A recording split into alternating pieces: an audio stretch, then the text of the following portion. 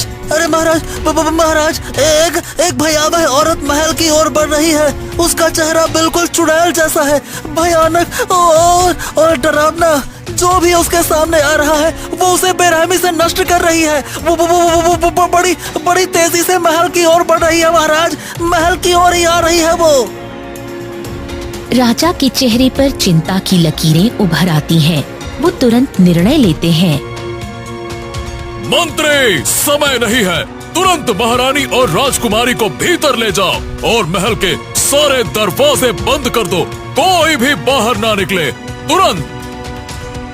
मंत्री, आप राजकुमारी को अंदर ले जाइए, हम यहीं रुकेंगे। हम राजा को ऐसे अकेले नहीं छोड़कर जा सकते। हमें लगता है कि ये किसी ने आक्रमण किया है।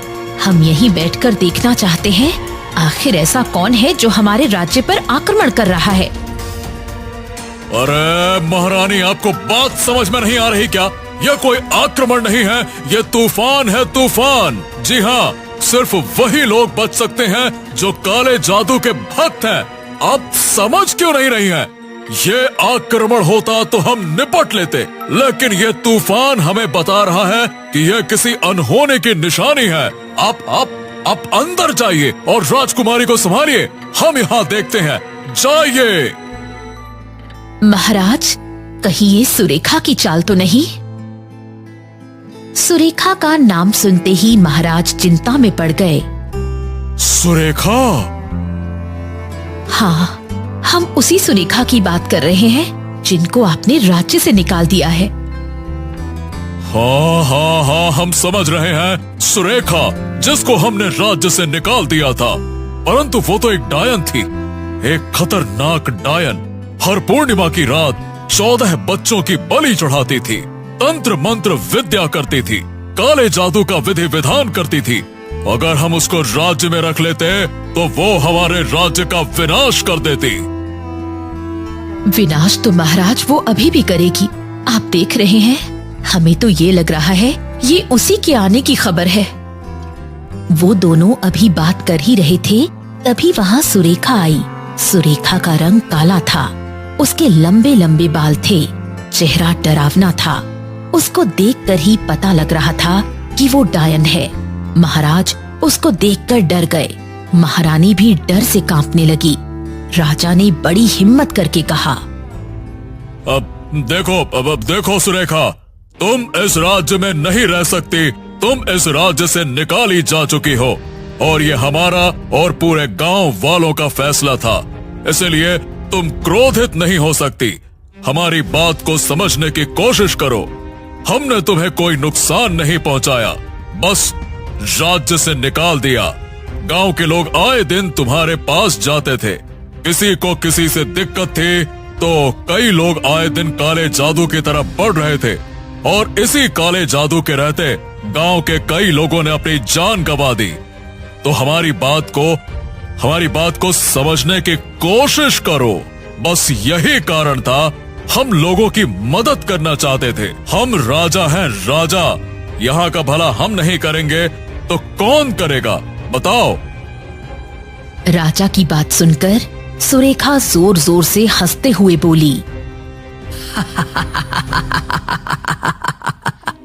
तुम्हें क्या लगता है महाराज, तुम मुझे राज्य से निकाल दोगे और मैं हाथ पे हाथ रखकर बैठी रहूंगी? मुझे क्या अपने गांव का एक गरीब किसान समझा हुआ है? जिसको आपने आदेश दिया वो उसी को मानने को तैयार हो गया। किसी को कारावास में डाल दिया तो वो सारी जिंदगी कारावास में काट देता है। मैं डायन हूँ, डायन। तेरे परिवार का, तेरे राज्य का विनाश करके रहूंगी।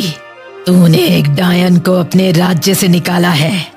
अगर मैं तेरी जिंदगी को तहस नहस ना कर दूं तो मेरा नाम भी सुरेखा डायन नहीं। अब तू मुझसे नहीं बच सकता।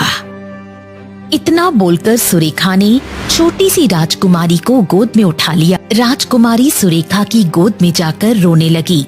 राजकुमारी छोटी थी, वो सुरेखा के डरावने चेहरे से डर रही थी। राजकुमारी को सुरेखा की गोद में देखकर महारानी की जान हलक में अटक गई। राजा ने बड़े ही मजबूर होकर कहा। सुरेखा, सुरेखा देखो मेरी बात, मेरी बात ध्यान से सुनो। सुरेखा, मेरी बेटी को छोड़ दो। तुम चाहे तो इस राज्य में रह सकती हो, लेकिन मेरी बेटी को छोड़ दो। अब मैं इस राज्य से निकाली जा चुकी हूँ। अब इस राज्य में मैं दोबारा तभी आऊंगी जब तुम्हारी बेटी और तुम्हारी प्यारी महारानी, जिसको तुम अपनी जान से भी ज्यादा प्यार करते हो, इन दोनों में से एक नहीं रहेगी। मुझे अपना बदला लेना है, और एक डायन अपना बदला कभी नहीं भूलती। राजा और रानी रोते हुए बोले। ऐसा मत करो सुरेखा, ऐसा मत करो। देखो, हमने जो किया वो गलत नहीं था, लेकिन तुम जो कर रही हो वो गलत है। सुरेखा ने महारानी की बात का कोई जवाब नहीं दिया और राजा की तरफ देखकर बोली। राजा, मैं तुम्हारी पुत्री को छोड़ दूंगी, लेकिन तुमको उसके लिए मेरे 3 काम करने होंगे। अरे ऐसा मत करो सुरेखा। देखो, ऐसा मत करो। हमने जो किया वो गलत नहीं था, लेकिन तुम जो कर रही हो वो गलत है, वो गलत है। हाँ, तुम बताओ, हम तुम्हारा कोई भी काम करने के लिए तैयार है। बस हमारी बेटी को छोड़ दो। ठीक है, मैं राजकुमारी को छोड़ दूंगी, लेकिन उससे पहले तुमको मेरा एक काम करना होगा। गिलानी के जंगल जाओ और वहां से मेरे लिए पीले रंग का सिनाई का फूल लेकर आओ। लेकिन गिलानी के जंगल में तो कोई नहीं जा सकता। वो जंगल बहुत खतरनाक है। अब अपनी बेटी चाहिए तो तुमको गिलानी के जंगल जाना होगा, जब तक तुम्हारी बेटी मेरे पास रहेगी। ऐसा मत कीजिए, राजकुमारी को छोड़ दीजिए। अब जब राजा मेरे 3 काम पूरे करेगा, तभी मैं राजकुमारी को छोड़ूंगी। राजा समझ चुका था सुरेखा इतनी आसानी से नहीं मानेगी। राजा को उसके 3 काम करने ही होंगे। हाँ, हम तुम्हारे 3 काम को करने के लिए तैयार हैं।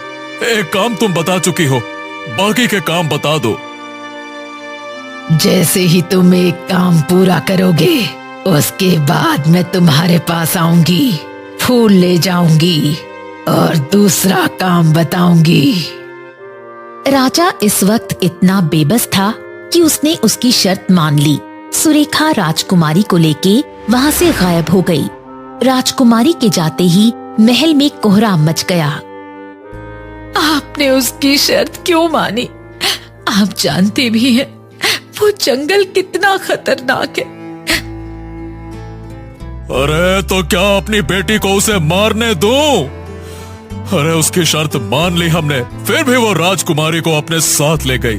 अरे हमको तो यह भी नहीं पता कि आगे वो हमारे सामने भला कौन सी 2 और शर्तें रखने वाली है। डायन कहीं की। महाराज, आप चिंता मत करिए। मैं किसी आदमी के जाने का वहां प्रबंध करता हूँ। आपको स्वयं जाने की कोई आवश्यकता नहीं है। आपको कुछ हो गया तो? नहीं, हम स्वयं ही जाएंगे और कोई नहीं जाएगा। हमारी बेटी खतरे में है तो हमें ही उसे बचाने जाना चाहिए। हम किसी और की जान को खतरे में नहीं डाल सकते। मंत्री जी, हमारे जाने की तैयारी की जाए। ठीक है महाराज, परंतु मैं तो आपके साथ चल ही सकता हूँ। ठीक है।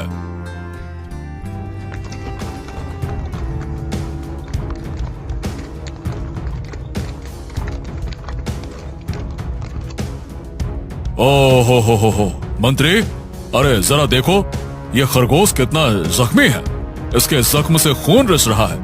चलो, हमें उसकी मदद करनी चाहिए। अब महाराज, हमें समय पर गिलानी के जंगल पहुंचना होगा। अब देरी हो गई तो सुरेखा क्रोधित हो जाएगी। अरे, उसके डर की वजह से हम किसी को अपने सामने मरते हुए नहीं देख सकते। इतना बोलकर राजा घोड़े से उतर गए। राजा ने देखा खरगोश बहुत ज्यादा घायल था। राजा ने खरगोश के जख्मों को साफ किया और उस पर मरहम लगाया। कुछ ही देर में खरगोश को होश आ गया। खरगोश ने कहा, हाँ, हाँ, राजा, राजा, आपने मेरी बहुत मदद की है। आपने मेरी जान बचाई। बताइए, मैं आपकी क्या मदद कर सकता हूँ? हमें गिलानी के जंगल में जाना है, परंतु वहाँ के खतरों से हम भयभीत हैं। महाराज, मेरे पास एक उपाय है। कैसा उपाय? आप मुझे भी साथ ले चलिए। मैं उस जंगल के बारे में बहुत कुछ जानता हूँ। वो जंगल बहुत ही खतरनाक है, लेकिन मैं आपको रास्ता दिखा सकता हूँ। तुम सही कहते हो। हमें सावधानी बरतनी होगी। आप महाराज, मुझे लगता है कि इस खरगोश को साथ ले जाना चाहिए। यह हमें खतरनाक जंगल में फूल की तलाश करने में मदद कर सकता है। क्या कहते हैं महाराज? तुम ठीक कह रहे हो। ठीक है, तुम हमारे साथ चल सकते हो। तीनों जंगल की तरफ बढ़ने लगते हैं, लेकिन रास्ते में अचानक कुछ अजीब घटनाएं घटती हैं। सावधान, सावधान महाराज, आगे एक खतरनाक धुआं आ रहा है। अरे, अब हम क्या करें? हम इससे बचकर कैसे निकलें? चिंता मत करिए महाराज, मैं रास्ता जानता हूँ। आप मेरे पीछे आइए। खरगोश रास्ता दिखाते हुए तीनों को आगे ले जाता है। आगे घना जंगल, जहाँ अंधेरा और रहस्यमयी सन्नाटा पसरा हुआ था। खरगोश तेजी से रास्ता दिखाते हुए आगे बढ़ता है और दोनों उसके पीछे पीछे चलते हैं। हाँ, खरगोश, क्या तुम इस जंगल के हर कोने को जानते हो? ये जंगल मेरी दुनिया है महाराज। मैं यहाँ के हर पत्थर, हर छाया को पहचानता हूँ। बस आंखें खुली रखिए, खतरा कभी भी आ सकता है। हाँ। अचानक चारों ओर हलचल होने लगती है। पेड़ों के पत्ते तेजी से हिलने लगते हैं और जमीन के नीचे से अजीब सी गूंज उठती है। अरे, ये कैसी आवाज है? अब ये तो बड़ी अजीब सी आवाज है। हमें डर लग रहा है। अब महाराज, ये कोई साधारण जंगल नहीं है। लगता है कि यहाँ कोई शक्ति हमें देख रही है। अचानक जमीन फटने लगती है और एक विशाल माया प्रकट होती है। सामने एक भव्य महल उभर आता है जो सोने और चांदी से चमक रहा था। द्वार अपने आप खुलता है और भीतर से मीठी आवाजें बुलाने लगती हैं। राजन, अरे ओ मंत्री, तुम्हारी यात्रा कठिन रही होगी। आओ भीतर विश्राम करो। यहाँ सुख, आनंद और शांति है। आओ। अरे वाह वाह वाह वाह, ये तो किसी स्वर्ग से कम नहीं है। हाँ, शायद हमें कुछ देर यहाँ ठहरना चाहिए। जैसे ही वो आगे बढ़ते हैं, खरगोश तेजी से उनके सामने कूदकर रास्ता रोक देता है। रुको, रुको, रुको, रुको, रुको। ये महल असली नहीं है। ये एक माया है। रुक जाओ। क्या? लेकिन ये तो बिल्कुल असली लग रहा है। यही इसकी शक्ति है। ये महल भ्रम का जाल है जो एक बार भीतर जाने वाले को कभी बाहर ही नहीं आने देता।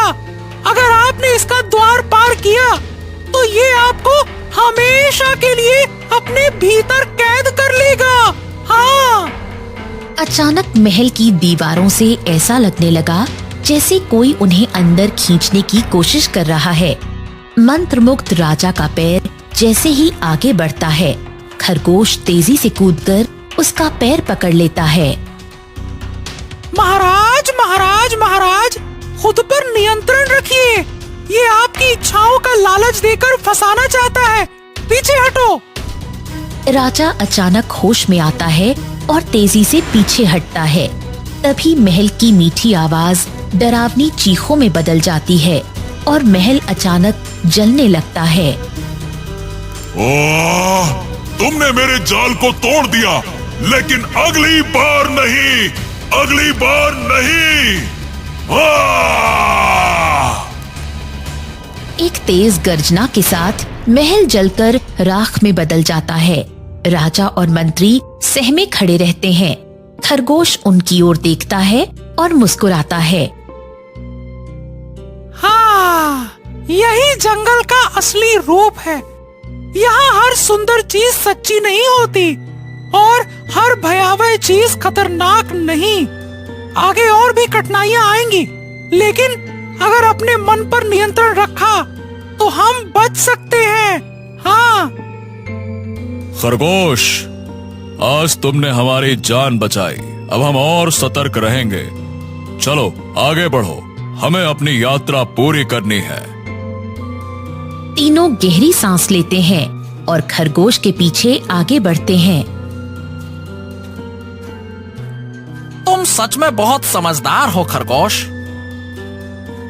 तुम्हारी मदद के बिना तो हम यहाँ तक पहुँच ही नहीं पाते। कुछ समय बाद खरगोश उन्हें गिलहरी के जंगल में ले जाता है, जहाँ बहुत सारे सुंदर फूल उग रहे होते हैं। हाँ, यही है सिनाई का फूल। राजा जैसे ही वो फूल तोड़ते हैं, तभी सुरेखा अचानक सामने प्रकट हो जाती है। तुमने मेरी शर्त का पहला हिस्सा पूरा किया है। अब देखो बाकी के काम तुम क्या करोगे। हमने ये फूल तुम्हारे लिए लिया है, अब बताओ हमें आगे क्या करना होगा। महाराज, क्या हम अब उसकी अगली शर्त पूरा करेंगे?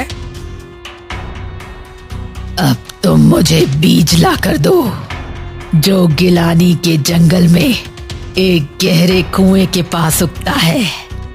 अगर तुम वो बीज ले आए तो फिर तुम्हें तीसरी शर्त के बारे में बताऊंगी। लेकिन ध्यान रखना, उस कुएं के पास बहुत ही खतरनाक चीजें हैं। अगर तुम उनसे पार नहीं पा सके तो ये तुम्हारी आखिरी और अंतिम कोशिश होगी। इतना कहकर सुरेखा हंसते हुए वहाँ से चली जाती है। राजा और मंत्री अब एक दूसरे को देखकर परेशान होते हैं। महाराज, यह तो बड़ा मुश्किल काम लगता है। कुएं के पास जो खतरनाक चीजें हैं, अरे उनका क्या करेंगे? अब बात यह है कि हमें किसी भी हालत में वो बीज लाना ही होगा। हमारी बेटी का जीवन दांव पर है। तुम बताओ कैसे हम इन खतरों से पार पा सकते हैं? मुझे लगता है कि हमें पहले उन खतरनाक चीजों के बारे में सोचना होगा। शायद हमें कोई उपाय मिल जाए। राजा और मंत्री जंगल में आगे बढ़ते हैं।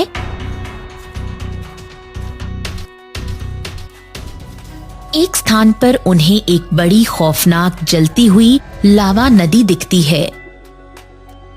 ये क्या है? ये तो जलती हुई नदी है। हम इसे कैसे पार करेंगे? मुझे लगता है कि हमें इस लावा को पार करने के लिए कोई जादुई वस्तु या सहारा चाहिए।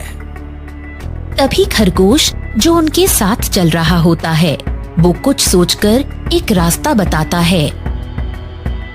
महाराज, मुझे याद आया। हाँ, याद आ गया। मुझे लगता है कि उस पुराने जंगल में एक जादुई पानी का पत्थर है। यदि हम वो पत्थर लाएं, तो ये लावा नदी शांत हो जाएगी। हाँ। राजा और मंत्री गहरे जंगल में बढ़ते हुए जादुई पत्थर की तलाश में थे।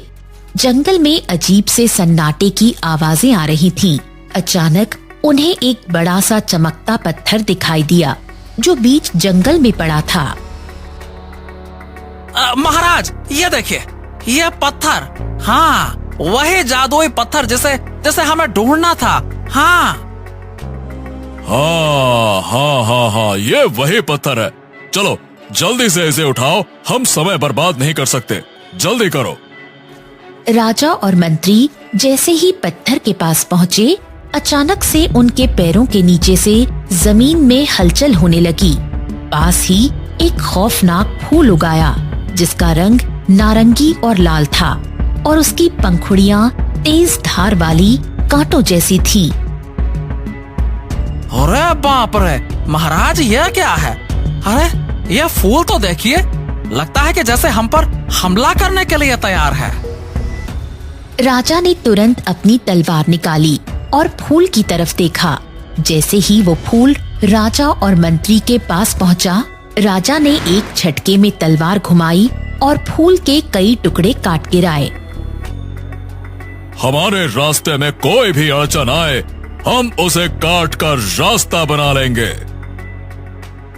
हाँ महाराज, आपने बहुत अच्छा किया, हम बाल बाल बच गए। ये जंगल तो वाकई में खतरनाक है। राजा और मंत्री अब जल्दी से पत्थर को उठाने की कोशिश करते हैं और वो उस जादुई पत्थर को उठा लेते हैं। महाराज ये जंगल तो माया से भरा हुआ है, यह तो किसी भी पल और भी खतरनाक हो सकता है। अब महाराज जल्दी करिए, ये जंगल माया से भरा हुआ है। अगर हम देर करेंगे तो ये पूरा जंगल जीवित हो सकता है। हाँ, यहाँ के पेड़ पौधे और जीव जंतु तुरंत जाग जाते हैं। हाँ, तुरंत जाग जाते हैं, जल्दी करिए, जल्दी। हाँ तुम सही कह रहे हो खरगोश, हमें जल्दी से यहाँ से निकलना होगा, हम और देर नहीं कर सकते, चलो जल्दी करो। राजा, मंत्री और खरगोश सभी जल्दी से पत्थर लेकर जंगल से बाहर निकलने के लिए दौड़ पड़े। जैसे ही वो जादुई पत्थर के साथ बाहर पहुँचे, अचानक से जंगल की घनी अंधेरी वायु की घेराबंदी शुरू हो गई, लेकिन वो उसे पार कर चुके थे। हाँ महाराज, अब हमें और कोई खतरा नहीं है। हम ये पत्थर लेकर यहाँ से सुरक्षित बाहर निकल आए हैं। हाँ हाँ वाकई में सचमुच ये जंगल तो भाई एक माया का खेल था, लेकिन आखिरकार हमने इसे पार कर ही लिया। राजा ने पत्थर को हाथ में पकड़ लिया और बिना किसी डर के लावा नदी के किनारे पर लाकर उसे अंदर डाल दिया। जैसे ही पत्थर लावा में गिरा, वहाँ से एक उज्जवल रोशनी निकली और लावा की लहरें शांत हो गईं। नदी के रास्ते में एक पतली सी राह बन गई जो उन्हें पार करने का रास्ता दे रही थी। अरे महाराज ये देखिए, पत्थर के गिरते ही नदी ने रास्ता बना दिया। ये तो वाकई एक जादू है महाराज। हाँ अब हम आगे बढ़ सकते हैं मंत्री, ये हमारी यात्रा का अगला कदम है, जल्दी चलो। अब महाराज, मैं आगे की यात्रा अब नहीं कर सकता, ये रास्ता बहुत खतरनाक है और मेरी छोटी सी जान इन सभी खतरों से नहीं निपट सकती। अब आप अकेले ही नदी के पार जाइए। खरगोश खरगोश मित्र, तुमने हमारी बहुत मदद की, तुम्हारा साथ बहुत जरूरी था और तुम्हारी सुरक्षा की चिंता है मुझे, पर तुम्हें डरने की कोई जरूरत नहीं है, तुम्हारे बिना हम यहाँ तक नहीं पहुँच पाते। महाराज, खरगोश भी अपनी सीमा को समझता है। अब हमें अकेले ही इस चुनौती को पार करना होगा। हम सब मिलकर ही यहाँ तक पहुँचे हैं, लेकिन अब हमें ही इस आखिरी मोड़ को पार करना होगा। तुम सही कह रहे हो मंत्री, हमें इस यात्रा को अकेले ही आगे जारी रखना होगा। खरगोश, तुम्हारा धन्यवाद, तुमने हमारी मदद की। अब तुम्हारे बिना हम आगे बढ़ेंगे और ये चुनौती पूर्ण करेंगे। धन्यवाद। आपका बहुत बहुत धन्यवाद महाराज। मैं जानता हूँ अब आप इसे पूरी शिद्दत से पूरा करेंगे। मेरी शुभकामनाएं आपके साथ हैं। राजा और मंत्री ने खरगोश को पीछे छोड़ते हुए नदी की ओर बढ़ना शुरू किया। लावा की नदी अब शांत हो चुकी थी। वो दोनों जल्दी से लावा नदी के पार पहुंचते हैं और अगला कदम बढ़ाते हैं, लेकिन जैसे ही वो नदी के पार पहुँचे, एक और चुनौती उनके सामने खड़ी थी।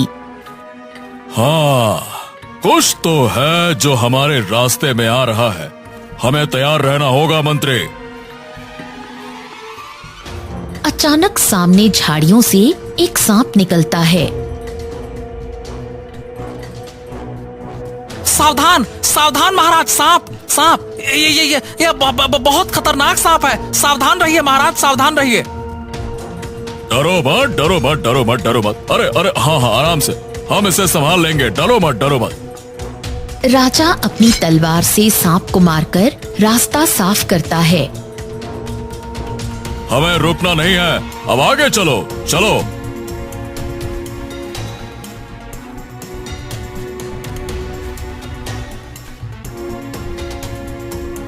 फिर सामने एक अजीब सी हलचल वाली जगह दिखाई देती है, जहाँ भटकती आत्माएं दिख रही थीं। महाराज महाराज, ये आत्माएं लगता है कि जैसे वो हमें रोकने की कोशिश कर रहे हैं। अरे अब हमें डराने की कोई आवश्यकता नहीं है। याद रखो, हमारी बेटी का जीवन दांव पर लगा है। चलो।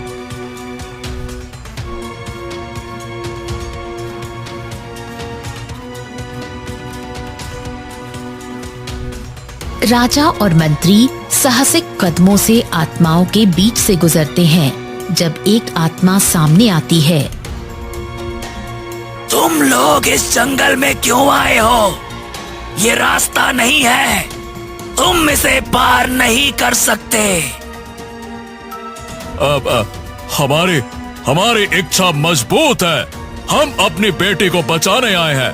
हमें रास्ता दिखाओ, नहीं तो तुम खुद हमारी मदद करोगे। आत्मा थोड़ा रुकती है और फिर खुद ब खुद रास्ता दिखाती है। हाँ, तुम लोग नेक दिल हो, वो बीज तुम्हें मिल जाएगा। जाओ। राजा और मंत्री आगे बढ़ते हैं।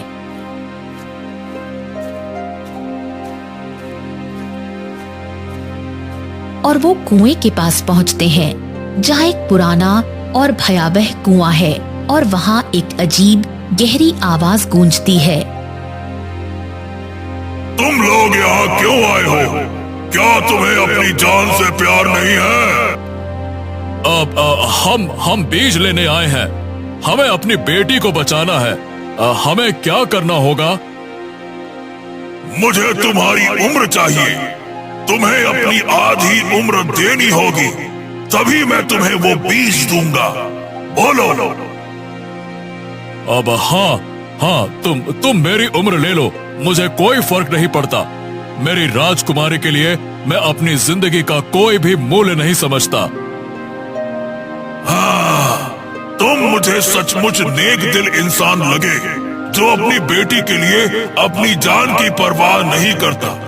ठीक है, ये बीज तुम्हारे पास है, जाओ इसे ले जाओ। राजा बीज लेकर खुशी खुशी लौटने लगता है।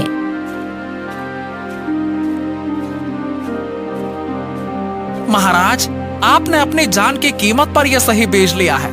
अब हमें इसे सही दिशा में इस्तेमाल करना होगा। हाँ, मंत्री, यही समय है हमारे बलिदान का। अगर मेरी बेटी को बचाने के लिए मुझे अपनी पूरी उम्र देनी पड़े, फिर भी कोई फर्क नहीं पड़ता, हम देंगे। तभी अचानक हवा में एक काला बादल घिर आता है और सुरेखा प्रकट होती है और उसके हाथ से वो जादू बीज ले लेती है। राजा, तुम्हारी परीक्षा अब खत्म हुई।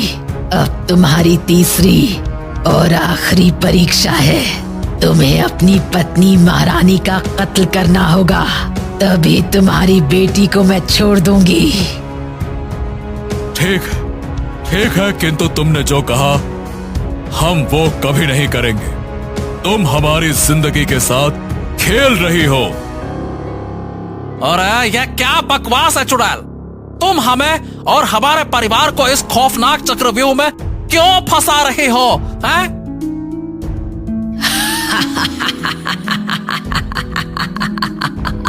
तुम दोनों को क्या लगता है तुम्हारी कोशिशों से मैं हार जाऊंगी? तुम अपनी बेटी से कितना प्यार करते हो ना, तो तुम उसे बचाने के लिए अपनी पत्नी को मार डालो।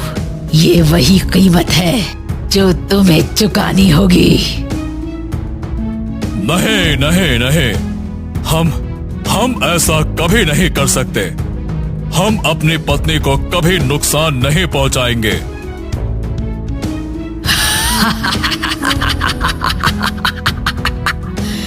तुम करोगे राजा, तुम करोगे। मैं तुम्हें मजबूर कर दूंगी। फिर वो एक जादुई हंसी के साथ वहां से उड़ जाती है। राजा और मंत्री दोनों उदास होकर महल की ओर लौटते हैं। रास्ते में राजा के चेहरे पर चिंता और दुख की लहरें साफ दिख रही थीं। वो पूरी तरह से निराश था।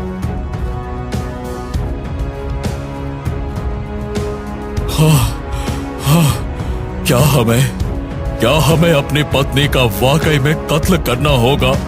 क्या ये वाकई एकमात्र रास्ता है? महल पे पहुंचते ही वो सीधे अपनी पत्नी महारानी के पास जाते हैं। महारानी उन्हें देखकर घबराई हुई और उसकी आंखों में डर था। चुड़ैल ने आखिरी परीक्षा बताई है। उसने तुम्हें मारने के लिए कहा है। महारानी कुछ देर तक चुप रही, फिर गहरी सांस लेते हुए बोली, महाराज, हमारी बेटी वो हमारी एकमात्र उम्मीद है। अगर मेरी जान की वजह से वो बच सकती है तो मुझे कोई एतराज नहीं है। मुझे खुशी होगी कि मेरी बलि से वो सुरक्षित रहेगी। महारानी, तुम जो कह रही हो वो हमारे लिए बहुत कठिन है। अरे हम तुम्हें कभी भी नुकसान नहीं पहुंचाना चाहते, लेकिन अगर ये हमारे परिवार की सुरक्षा का सवाल है तो मुझे तुम्हारी इच्छाओं का सम्मान करना होगा। महाराज, मैं जानती हूँ कि आपके लिए ये आसान नहीं होगा, लेकिन हमारी बेटी के जीवन के सामने मेरी जान कुछ भी नहीं। आपको मुझसे ज्यादा उसे बचाने की चिंता होनी चाहिए और मुझे आप पर पूरा भरोसा है कि आप अपनी ताकत से उसे बचा लेंगे। हम कभी नहीं चाहते थे कि ऐसा दिन आए, लेकिन तुम्हारी बात सही है। अगर हमारी बेटी का जीवन बचाने के लिए हमें ये कदम उठाना पड़ा तो हम ऐसा करेंगे। आपको कभी मेरे प्यार की कमी महसूस नहीं होगी महाराज। मैं हमेशा आपके साथ रहूंगी। मेरी जान की कोई कीमत नहीं, लेकिन हमारी बेटी का भविष्य अनमोल है। रानी राजा के सामने खड़ी होती है। उसकी आंखों में आंसू हैं, लेकिन चेहरे पर शांति का भाव। राजा की तलवार कांप रही है। राजा, मत हिचकिचाइए। अगर मेरी मौत से हमारी बेटी को जीवन मिलता है तो मैं इसे सौभाग्य मानूंगी। हम ऐसा नहीं कर सकते। तुम हमारी जीवन संगिनी हो। तुमसे बढ़कर हमारे लिए कोई नहीं है। पर हमारी बेटी वो जीवित रहेगी, क्या तुम एक पिता होकर उसे खो सकते हो? फिर राजा ने ये दर्दनाक निर्णय लिया जिसे वो कभी नहीं भूल सकेगा। जैसे ही रानी ने अपनी अंतिम सांस ली, सुरेखा आ जाती है।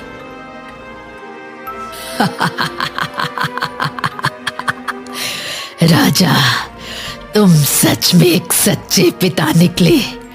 अपनी बेटी के लिए अपनी ही पत्नी की हत्या कर दी। क्या त्याग है तुम्हारा। लो, ये रही तुम्हारी बेटी। राजा बेटी को देखते हैं, लेकिन उनकी आंखों में दर्द था। राजकुमारी माँ को ना देख फूट फूट कर रोने लगती है। राजा उसे गले लगाते हैं, पर उनकी आंखों से भी आंसू बह रहे होते हैं। पिताजी, माँ कहाँ है? उन्होंने मुझे बचाने के लिए क्या किया? राजा कोई उत्तर नहीं देते। वो महल के एक कोने में जाकर चुपचाप बैठ जाते हैं। उनकी आंखों में पछतावा, दर्द और अकेलापन भर जाता है। महल अब सूना हो चुका था। हर कोने में रानी की यादें थीं। महल के ऊंचे बुर्ज पर खड़ा राजा चुपचाप क्षितिज की ओर देख रहा था। तभी हवा में सुरेखा की हंसी गूंजती है और उसकी परछाई प्रकट होती है।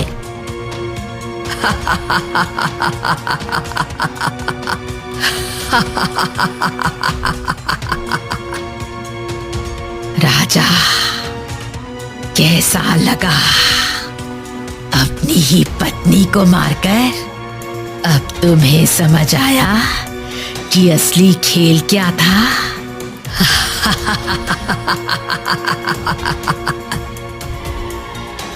ओ, तूने हमें धोखा दिया। ये परीक्षा नहीं, एक छल था। ये एक छल था।